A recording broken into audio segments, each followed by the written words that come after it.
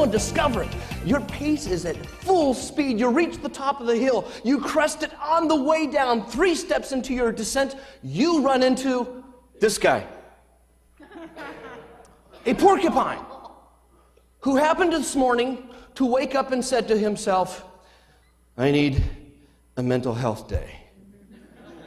I need to get away from everything and everybody. I think I'll take a walk on my favorite path. And he's just been minding his own business, walking up this direction. He knows of a little bridge and a beautiful little stream, and suddenly looks up and sees you in full steam coming right at him. And both of you freeze. What would you do if this were to have really happened in your life and you encountered a porcupine? What would you do? Go back to the girl. Go back to the girl. Thanks for playing. What would you do? Back up? Yes? Turn on my computer. Thank God it's not a skunk, all right? Stand and observe.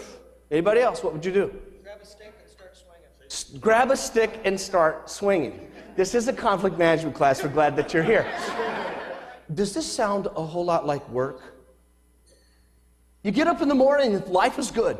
You drive to work, you do your thing. Everything is running just like it should be, and you're feeling wonderful. And then you have to go take some information to somebody else. Halfway there, you turn the corner, and there he is, your prickly person. Pamplona has the running of the bulls. Indianapolis has the Indy 500. Council, Idaho has the World Championship porcupine races. Yes, it's true. How do I know? I lived there when I was a little boy. Yeah. Every 4th of July, they have the World Championship porcupine races. Now, when I was a little boy, Council was a town of about 400 to 500 people, and on the 4th, people from all over the region would come to this little mountain town and have a wonderful celebration. After the parade, they'd all gather down at the little city park, and they would line around the park, and they would watch the porcupine races. 2 individuals and a prickly partner. Their goal is get their porcupine from the starting point to the other end of the park before any of the other teams can make it happen. It's an absolutely hilarious experience to watch it happen. Why? Because porcupines don't like to run in straight lines. But you have to some way accomplish the goal with the prickly partner. Does this sound like work? It does, doesn't it? They've discovered some secrets on how to be successful in achieving this experience. We're going to walk through the things that I learned as a kid, and as I watch it every single year, that I know will help you and I interact with our prickly people as well. My problem. Let me just debrief a couple of these, and let's see what some of the causes were. We have my choices. My choices was part of the cause of the conflict. Their incompetence. Number 1, I got it, all right? Over here we have stubbornness, protective management, or laziness and ignorance were some of the words that were used. Constant repetition, not listening. All right, any final responses? Want to make sure you have time? Oh, we're changing again. All right. Now, I know what's happening right now. Some of you disagreed with your team, and so under the table, you're sending me your response. Conflict is a good thing. Most of us don't really feel that way.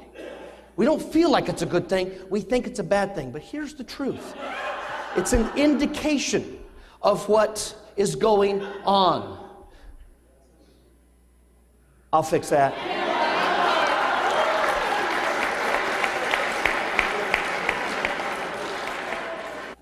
Now, if you would, grab the other end. Very good. I'm going to give you an assignment.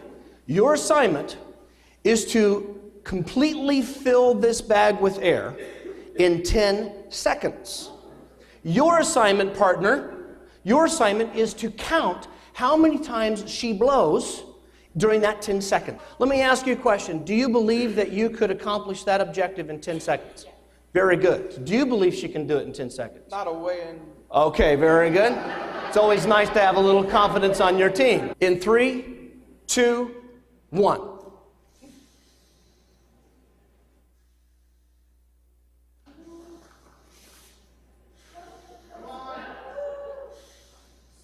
And time. Close it off. Close it off. There we go. All right. I'll take it from there.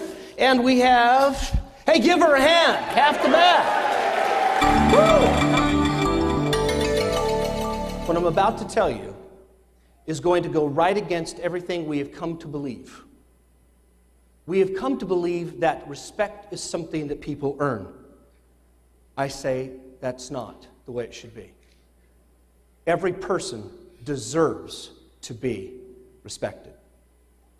Because we think that people have to earn our respect, we end up with more conflict. But if we'll set the benchmark of respect, what they earn is trust.